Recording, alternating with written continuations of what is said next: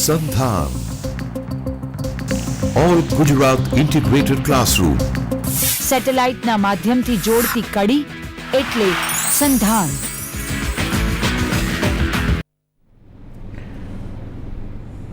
Good noon to one and all Gujarat integrated classroom સંધાનમાં આપ સર્વેનું સ્વાગત છે. ખાસ કરીને quality reforms in higher education આજે આપણો સ્લોટ છે. જે આપ જાણો છો તે પ્રમાણે દર બુધવારે 12 થી 1 દરમિયાન આપણે આ સ્લોટ ચલાવીએ છીએ. આ સ્લોટની વિશેષતા એ છે કે આ સ્લોટ સ્પેશિયલી પ્રિન્સિપાલ્સ જે છે કોલેજીસના અને એડમિનિસ્ટ્રેટિવ સ્ટાફ છે એમના જે પ્રશ્નો છે કોલેજના એનું નિરાકરણ થઈ શકે, એમાં એમને વધારે માહિતી મળે અને એની જે લેટેસ્ટ ઇન્ફોર્મેશન છે એમને મળે એવા હેતુથી અને ઇન્ટરેક્શન થઈ શકે આ હેતુથી આપણે આ સ્લોટ શરૂ કરેલો છે. આપ જાણો છો કે જીપીએફના ઇશ્યુઝ માટે પણ આપણે બુધવારે 12 થી 1 લેક્ચર કરીએ છીએ. આપણે અન્ય જે એડમિનિસ્ટ્રેટિવ ઇશ્યુઝ જે છે એના માટેના વિગતવાર લેક્ચર્સ અહીંથી કરીએ છીએ.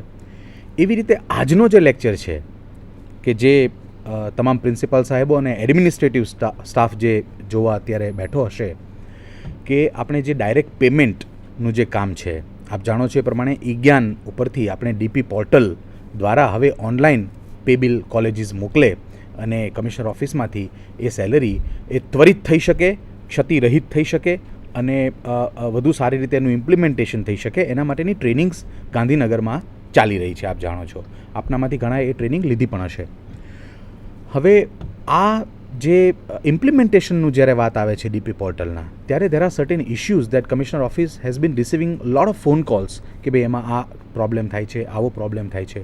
તો એના માટે આજે ખાસ આપણે ડીપી પોર્ટલ ઉપરનું એક લેક્ચર અહીંયા રાખ્યું છે and I am very happy to share this કે આપણી સાથે અત્યારે સ્ટુડિયોમાં જે બંને ગેસ્ટ આવેલા છે, હસમુખભાઈ પટેલ અને મંથનજી જે મારી બાજુમાં બેઠા છે, તેઓ આજે ડીપી પોર્ટલ પરની વાત કરવાના છે. એમની તૈયારીઓમાં તેઓ વ્યસ્ત છે અને દર બુધવારનો આજે 12 થી 1નો લેક્ચર છે ત્યારે આપણે હંમેશા કમિશનર મેડમ સાથે વાતચીત કરી શકીશું અને she will also shortly join us in this lecture itself.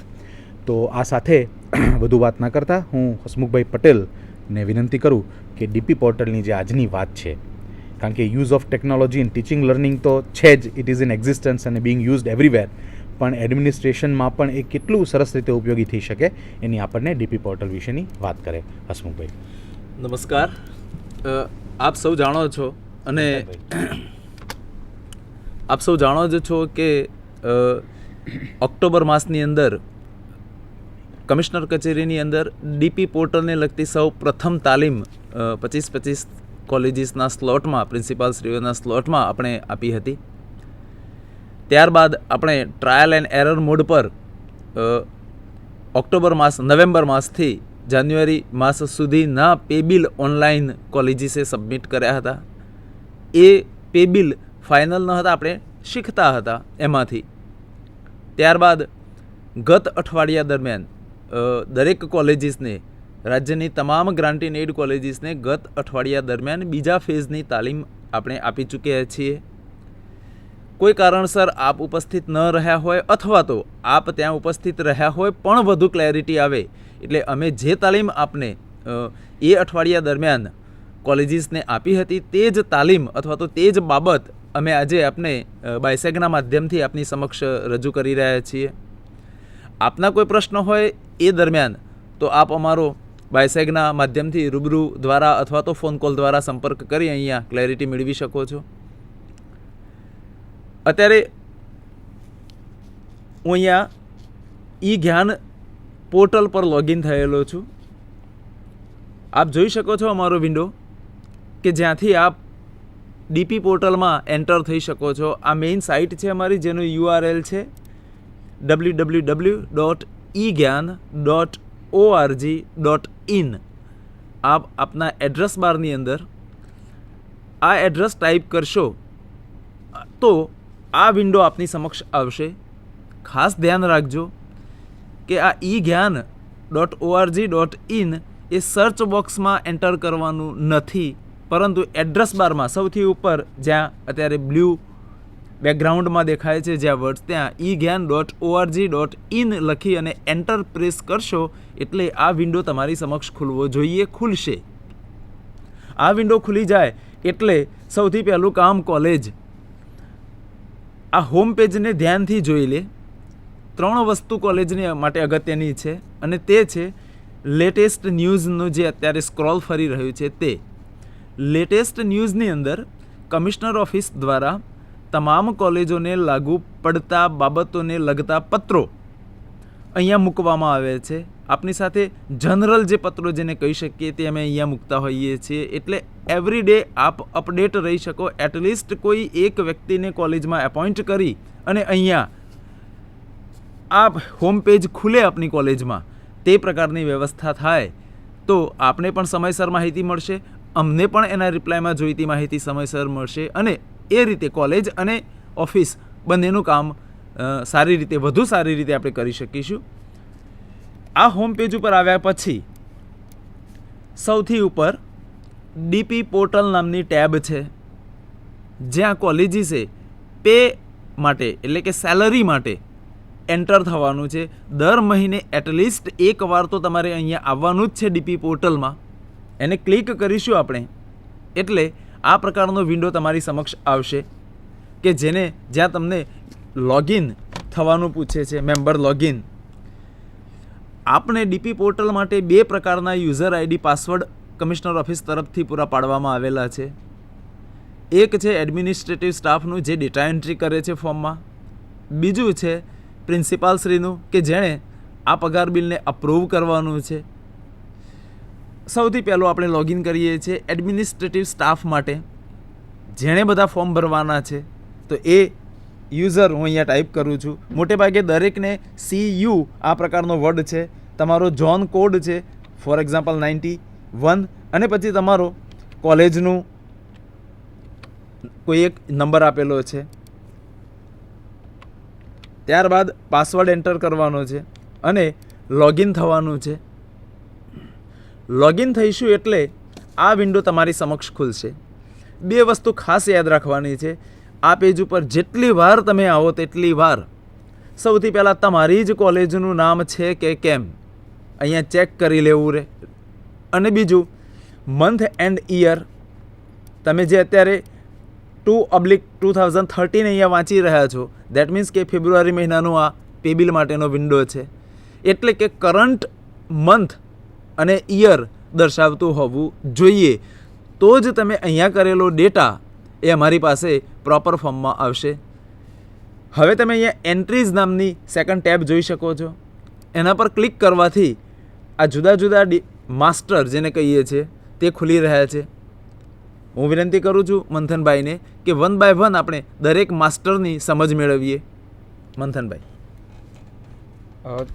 સરે જે રીતના કીધું તમને કે તમે જ્યારે પણ યુઝર નેમ અને પાસવર્ડથી લોગિન થાવ ત્યારે તમારે જે વસ્તુ જોવાની છે એમાં એક તો તમારી કોલેજનું નામ અને કરંટ મંથ અને યર, આ બંને વસ્તુ જે છે એ તમારે કરંટ જોઈ લેવાની છે જ્યારે પણ લોગિન થાવ. અને એ પછી જ તમારે ડેટાની એન્ટ્રી કરવાની છે.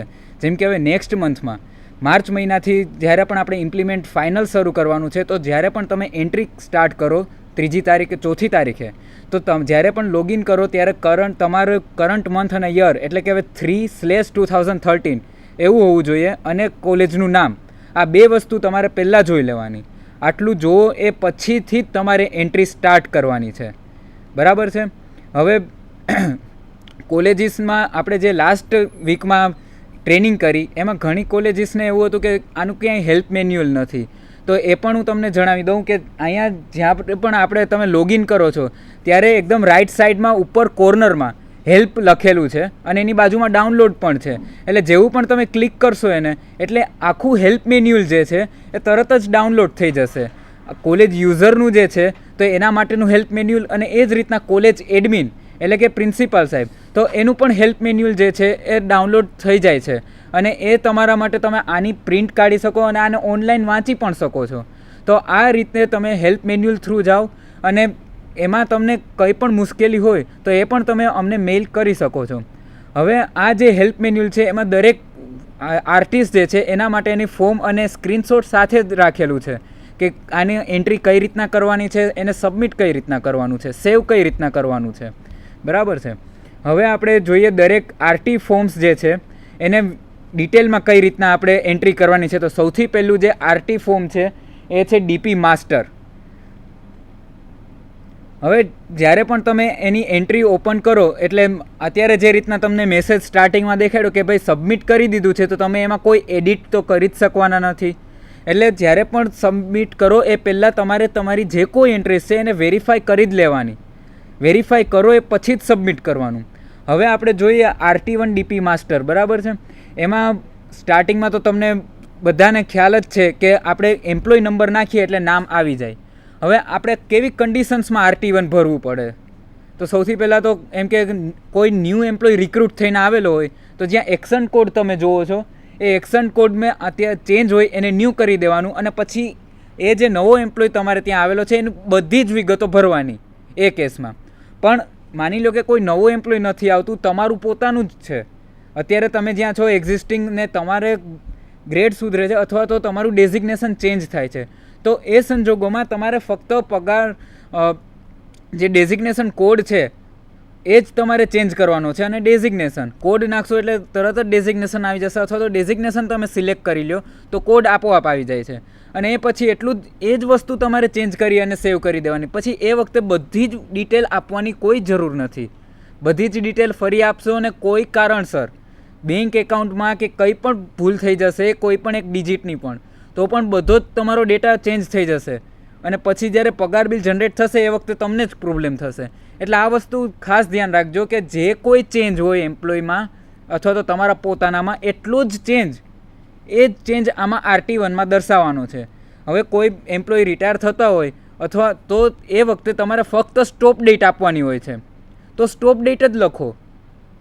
સ્ટોપ ડેટ લખી અને એને સેવ કરી દો, બરાબર. અને કોઈ માની લો કે કોઈ વધારે લાંબી રજામાં જાય છે 6 મહિના કે 8 મહિનાની, તો એ વખતે સ્ટોપ ડેટ આપી દો છો તમે.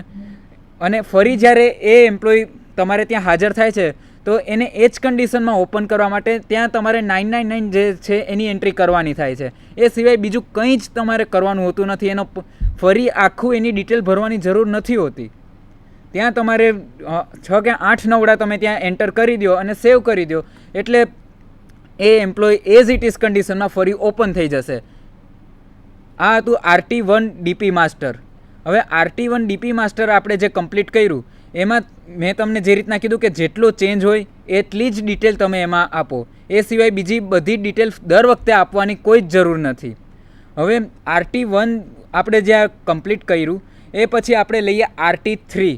હવે RT3નો જે ડેટા છે અને RT1નો એ આખું વર્ષ એઝ ઇટ ઇઝ રહેવાનું હોય છે.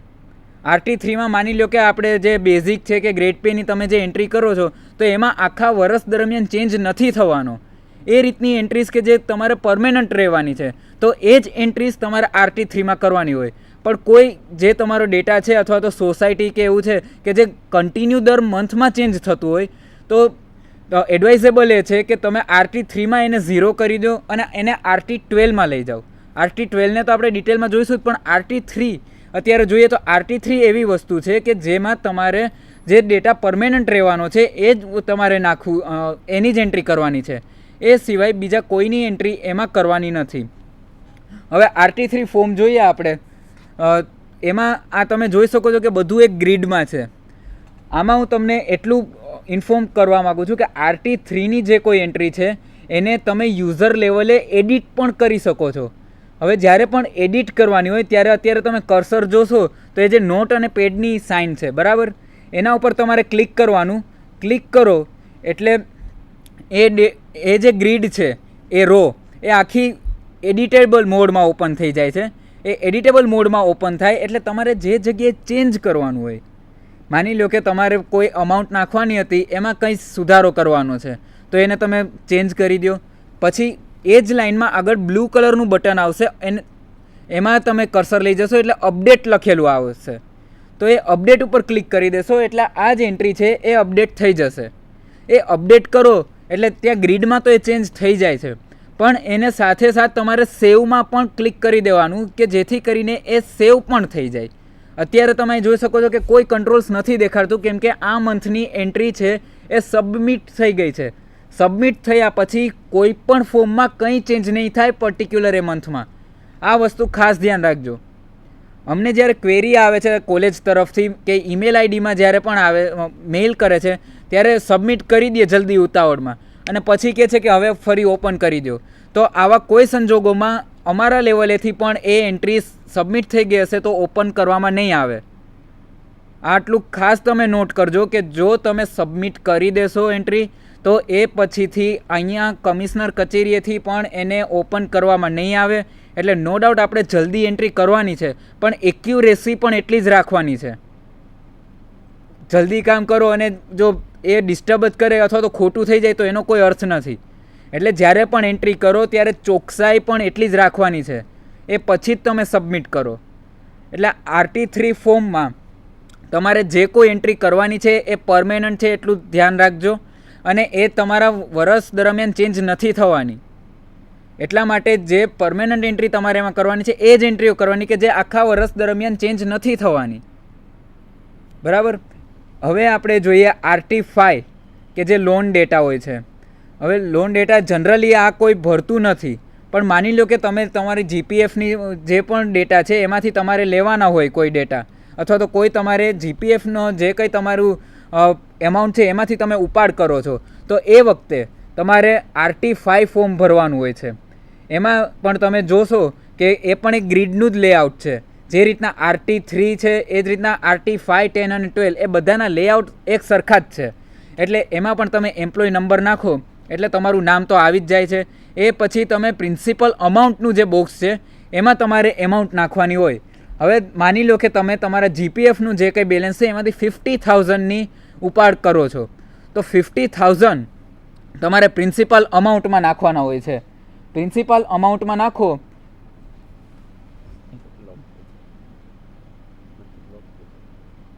અચ્છા, એટલે પ્રિન્સિપલ ગિવન કે પ્રિન્સિપલ અમાઉન્ટ જે છે એમાં તમારે એ નાખી દેવાની હોય છે.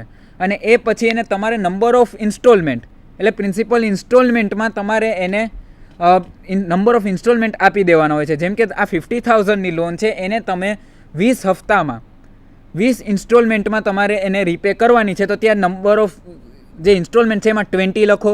પછી ફરી જે ગ્રીન કલરનું બટન આવે છે એના ઉપર ક્લિક કરો એટલે નવી ગ્રીડ આવી જાય, અને એ પછી તમે એને સેવ કરી દો એટલે RT5માં આ એન્ટ્રી સેવ થઈ જશે. પણ એની સાથે RT3માં તમારે આ જે 20 મંથમાં કર્યું એટલે તમારે 2500નો જે પણ GPF ડિડક્શન કરવાનું હોય તો એમાં તમારે